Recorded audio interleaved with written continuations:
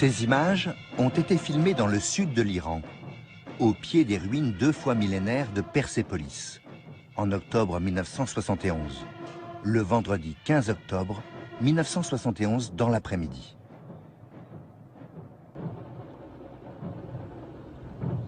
Cette parade, c'est le moment le plus spectaculaire de plusieurs jours de fête organisés par le Shah d'Iran pour célébrer les 2500 ans d'histoire de l'Empire perse et évoquer le glorieux passé de ses ancêtres.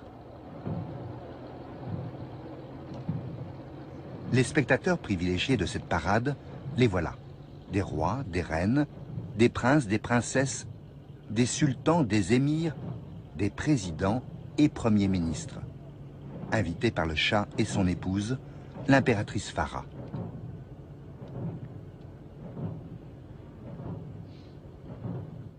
Quatre jours de réception, de cérémonies fastueuses, des dizaines de millions de dollars dépensés grâce aux revenus considérables du pétrole iranien. Difficile d'imaginer, en regardant ces images de télévision, qui sont passées en direct dans plus de 30 pays, qu'à peine 8 ans plus tard, le Shah sera renversé, chassé, et son régime impérial remplacé par une république islamique.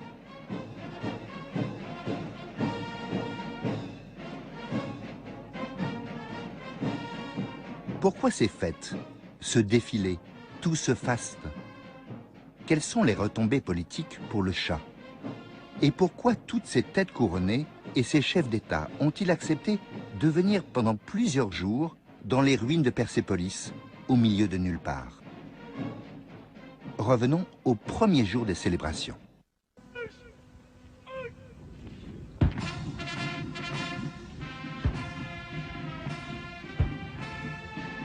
Mardi 12 octobre.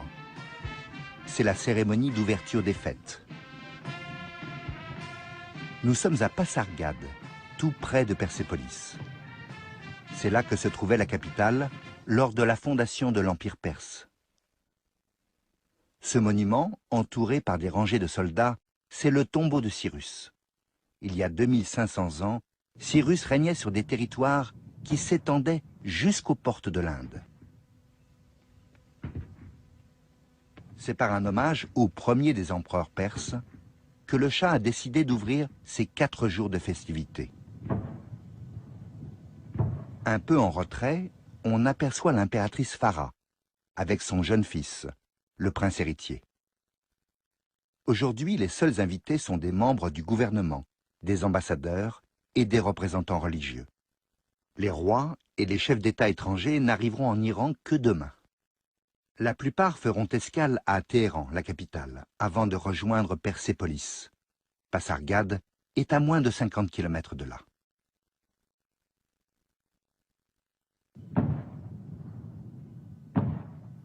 Le temps des célébrations, les 2 sites archéologiques sont totalement interdits d'accès au grand public. C'est avec ce reportage de télévision que les Iraniens peuvent suivre la cérémonie.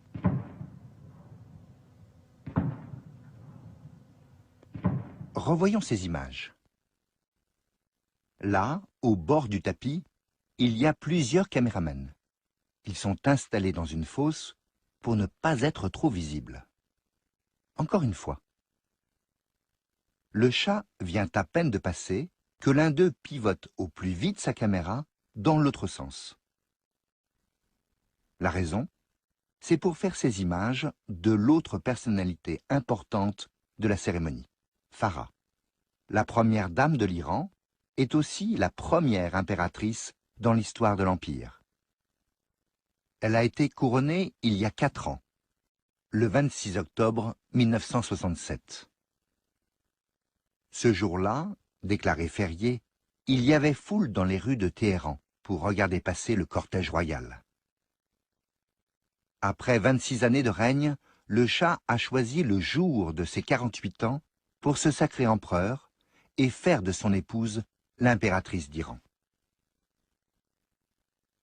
Le carrosse, fabriqué à Vienne, en Autriche, a été transporté par avion, en pièces détachées. Il est en bleu, la couleur de la dynastie, et là-haut, la couronne. c'est un autre carrosse qui transporte le prince héritier, pour que les habitants et les caméras puissent bien le voir. La tradition veut qu'il ait au moins 6 ans pour que son père, le Shah, devienne empereur. Tout va bien. Dans quelques jours, le jeune Reza Cyrus aura 7 ans. La cérémonie du couronnement est organisée au palais du Jardin des Fleurs, un palais du XVIe siècle. La couronne, c'est celle du père du Shah, qui s'est sacré empereur en 1926. De la même façon, le Shah se couronne lui-même et rejoint ainsi la très longue lignée des empereurs perses. Puis il fait un geste sans précédent dans l'histoire du pays, en sacrant sa femme impératrice. Le Shah bouscule la tradition, et il s'assure aussi de garder le pouvoir au sein de la famille. S'il meurt avant que le jeune héritier ne soit en âge de gouverner, la régence reviendra à son épouse. 4 ans plus tard, le 12 octobre 1971, en se présentant seul devant le tombeau de Cyrus à Pasargade, le Shah veut faire savoir au monde qu'il est bien le successeur légitime du premier empereur perse. Le tombeau a été restauré pour la circonstance. L'espace autour a même été entièrement dégagé, et les arbres que l'on aperçoit au fond ont été plantés pour faire décor. En fait, tout a été réaménagé. Comme on le voit sur ces images, tournées 9 ans plus tôt, il y avait d'autres vestiges au pied du monument, et même des tombes musulmanes. Après la conquête arabe de la Perse, au 7e siècle, un cimetière s'est développé autour du tombeau.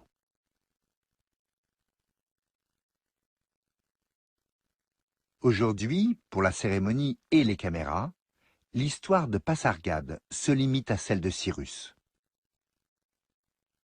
En plus des images de télévision, le Shah a commandé un film pour le cinéma, dans un style hollywoodien. کوروش شاه بزرگ شاه شاهان شاه هخامنشی. Un instant. Achéménide est le nom de la dynastie fondée par Cyrus. شاه ایران زمین از جانب من شاهنشاه ایران و از جانب ملت من. Osiris, great king, king of kings. Cette voix anglaise qui traduit les paroles du Shah, c'est celle du célèbre acteur et cinéaste Orson Welles. Avec ce film, le Shah espère séduire un public international. Le lendemain, le Shah accueille à Persépolis Nikolaï Podgorny, le président du Soviet suprême.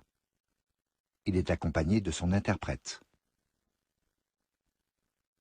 Pour contrebalancer l'influence des États-Unis, l'Iran s'est rapproché de son voisin soviétique. En fait, depuis une dizaine d'années, les deux pays ne cessent de renforcer leurs relations économiques. Revoyons ces images. Le Shah et l'impératrice se montrent très souriants.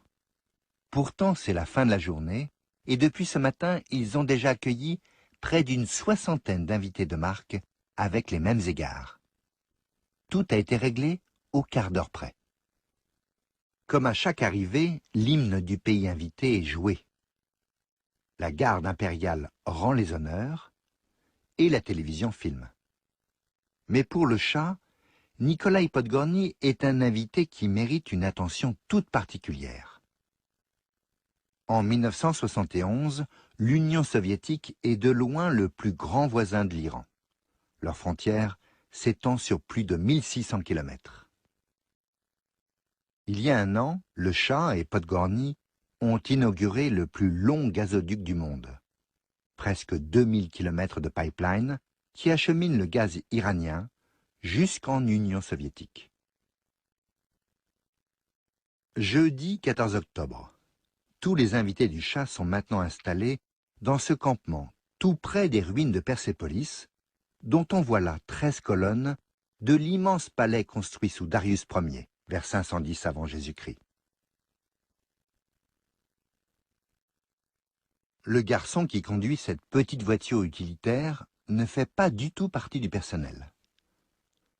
Le voilà dans une autre tenue, il y a 2 jours, devant le tombeau de Cyrus. C'est bien le jeune héritier, Reza Cyrus. Aujourd'hui, le fils du Shah participe à sa façon à la vie d'un campement d'un genre assez particulier. Cette dame qui boit le thé dans le salon de sa tante, c'est la reine Ingrid du Danemark. Et à ses côtés, le fumeur de pipe, c'est son époux, le roi Frédéric IX. Voilà maintenant le roi de Belgique, occupé à filmer la reine de Belgique. Toutes ces personnalités réunies au même endroit et au même moment, c'est une chance pour celui qui fait ces images. L'ambiance est détendue, décontractée. Un instant. Le maréchal et chef d'État yougoslave Tito est très entouré. Un officier iranien le suit pas à pas et il est accompagné par ses propres officiers et des gardes du corps. Juste avant les festivités, la SAVAK, la très redoutée police secrète iranienne, a arrêté plus d'1 millier de personnes, suspectées de vouloir nuire aux célébrations. Et la sécurité a été renforcée dans un rayon de 60 km autour du campement. La zone réservée aux invités a la forme d'une étoile à 5 branches, qui représente les 5 continents. Les tentes s'alignent des 2 côtés des allées. Elles sont au nombre de 50. Sur la gauche, il y a une salle de banquet et une tente d'honneur. Tout l'ensemble occupe 64 hectares, une véritable oasis artificielle en plein désert. Il y a quelques semaines, une équipe de la télévision française est venue filmer le camp. Voilà comment son reportage, tourné avec la participation exceptionnelle de l'impératrice, est passé au journal du soir.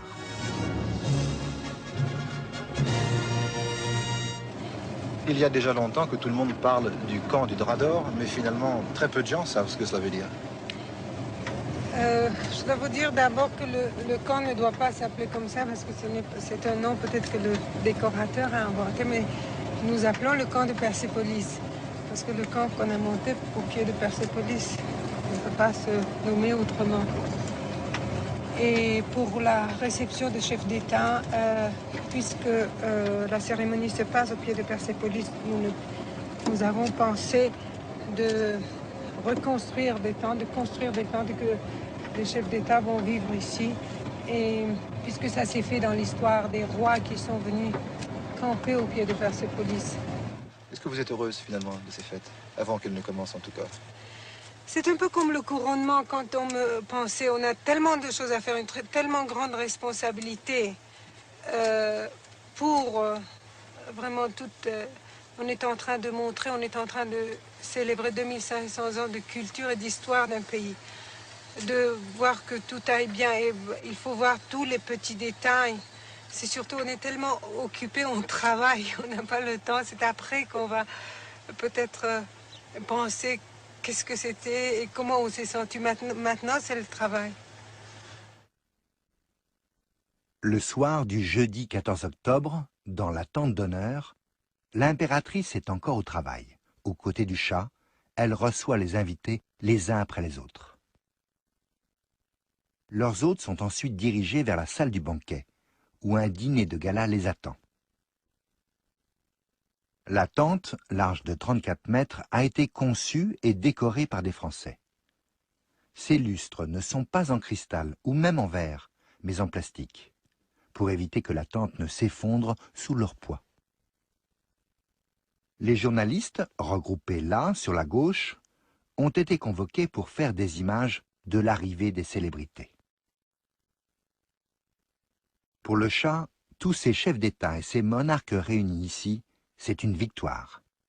Pendant quelques jours, Persépolis et l'Iran sont le centre de gravité du monde. Cette soirée est aussi l'occasion de célébrer l'anniversaire de l'impératrice, qui a aujourd'hui 33 ans. L'homme que l'on voit derrière, c'est le ministre de la cour, Assadollah Alam, l'un des grands organisateurs de ces fêtes. Il est aussi l'un des plus anciens ministres du Shah et son plus proche conseiller. Il y a 4 ans, lors du couronnement, il se tenait juste derrière le couple impérial. Exactement comme aujourd'hui. En 1971, il est difficile de refuser une invitation de l'un des premiers pays exportateurs de pétrole du monde. Certains chefs d'État ont pourtant renoncé à leur visite, à cause des nombreuses critiques concernant les fastes de ces fêtes. Alors, ils se sont fait représenter. C'est le cas du président français, qui a préféré envoyer son Premier ministre, Jacques Chaban-Delmas, que l'on voit là, accompagné de son épouse. Et à la place du président américain, c'est le vice-président Spiro Agnew qui est venu.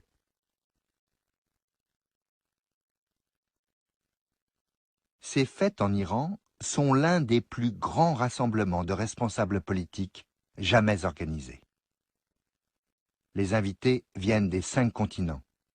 Ils représentent plus de 60 pays. Mais quelques absences se remarquent. D'abord celle des principaux États voisins. La Syrie, l'Irak et l'Arabie saoudite, qui s'inquiètent des ambitions du Shah dans le golfe Persique. Il veut notamment s'emparer de 3 petites îles situées là, afin de mieux contrôler le détroit d'Ormuz. Pour la plupart des pays du Golfe, ce passage est la seule issue vers l'océan Indien. C'est par là que transite près du tiers de la production mondiale de pétrole. Quelques petits pays du Golfe ont pourtant accepté de venir à Persépolis. Là, c'est l'émir Issa bin Salman du Bahreïn. Et voilà le représentant du Qatar, le cheikh Ahmad bin Ali Al Thani. Rappelons que le Qatar, comme le Bahreïn, viennent tout juste d'obtenir leur indépendance. Depuis cette année, les troupes britanniques se retirent du Proche-Orient. Le Shah, qui possède la plus puissante armée de la région, a l'ambition de succéder à la Grande-Bretagne et d'être le nouveau gendarme du Golfe.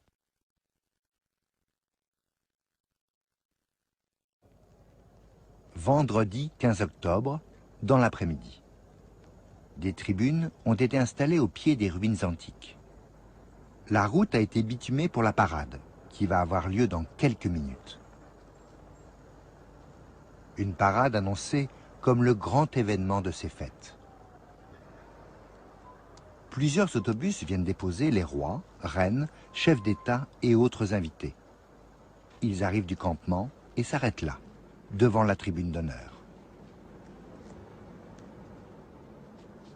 Tous ces hommes en uniforme vert, ce sont des officiers iraniens. Chacun a la responsabilité d'un invité et doit le conduire à la place qui lui est attribuée. Le premier rang est réservé aux monarques et aux chefs d'État. Haïlé Sélassié, l'empereur d'Éthiopie et doyen des têtes couronnées, a l'honneur d'être juste à côté du Shah.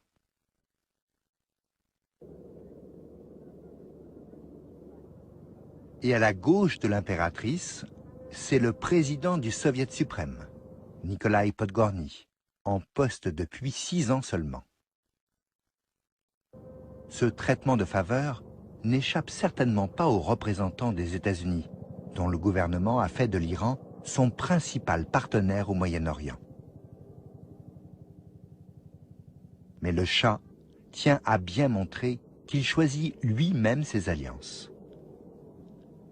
Privilège qu'il n'avait pas quand il est arrivé au pouvoir, pendant la Seconde Guerre mondiale.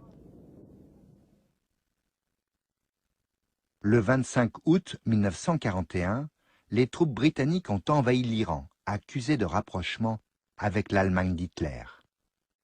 Elles occupent d'abord Abadan, dans le sud du pays, pour éviter que la plus grande raffinerie de pétrole britannique au monde ne tombe aux mains des Allemands. En sécurisant ces installations, la Grande-Bretagne peut continuer à fournir tout le pétrole nécessaire à l'effort de guerre. 6 jours plus tard, les troupes de Sa Majesté rejoignent leurs alliés soviétiques, à Kazvin, à 160 km à l'ouest de Téhéran. L'occupation de l'Iran permet aux Soviétiques de s'assurer une route de ravitaillement depuis le golfe Persique. Le 17 septembre 1941, la capitale, Téhéran, est prise à son tour. L'empereur iranien vient d'abdiquer. Un successeur est immédiatement désigné. Voilà sa voiture, qui arrive au Parlement. C'est son fils, Mohammad Reza Pahlavi. Il est âgé de 22 ans. Il vient prêter serment et sera pour quelques années le chef d'un État sous autorité étrangère.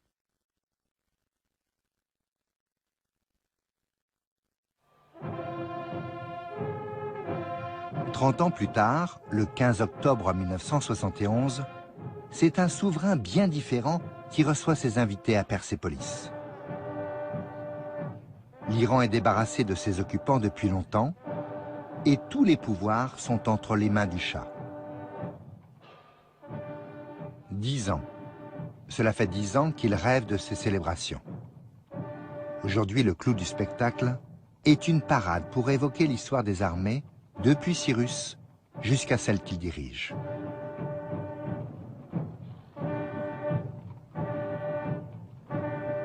Plus de 1700 soldats ont été mobilisés.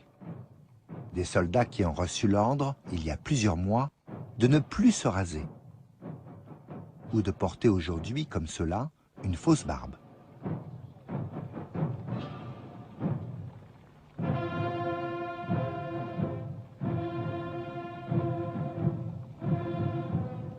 Les costumes, les armes, les accessoires, les gestes sont inspirés de fresques comme celles que l'on peut voir dans les ruines de Persépolis.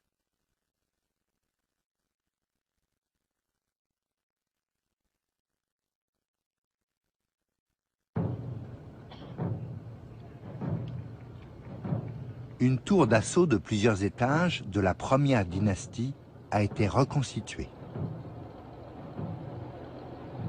Et même 3 navires de guerre, comme ceux qui étaient partis à la conquête de la Grèce, au 5e siècle avant Jésus-Christ, du temps de Xerxès. Des années de travail, pour un défilé de presque 3 heures. 3 heures pendant lesquelles les invités ont l'air de souffrir du soleil. Mais l'avantage pour ceux qui filment, c'est que dans une même image, on peut bien voir les invités et les ruines de Persépolis. Et ces images, les organisateurs y tiennent d'autant plus que c'est le seul public représenté, puisque le peuple iranien est exclu de ces célébrations.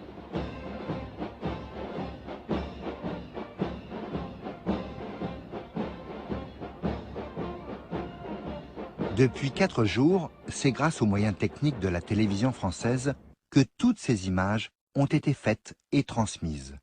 En échange, la France espère bien que l'Iran adoptera sa technologie de télévision couleur, comme l'ont déjà fait l'Union soviétique et quelques autres pays.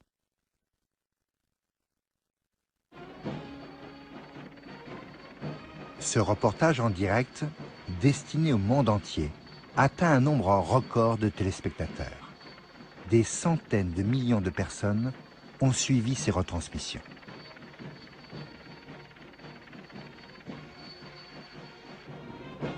Mais pour le Shah, le spectacle de ces fêtes constitue une arme à double tranchant.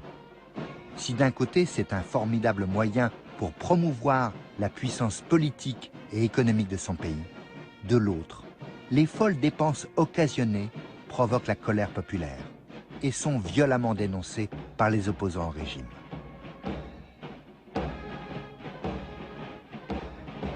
Huit ans plus tard, le Shah et l'impératrice seront chassés et l'Iran basculera dans une république islamique.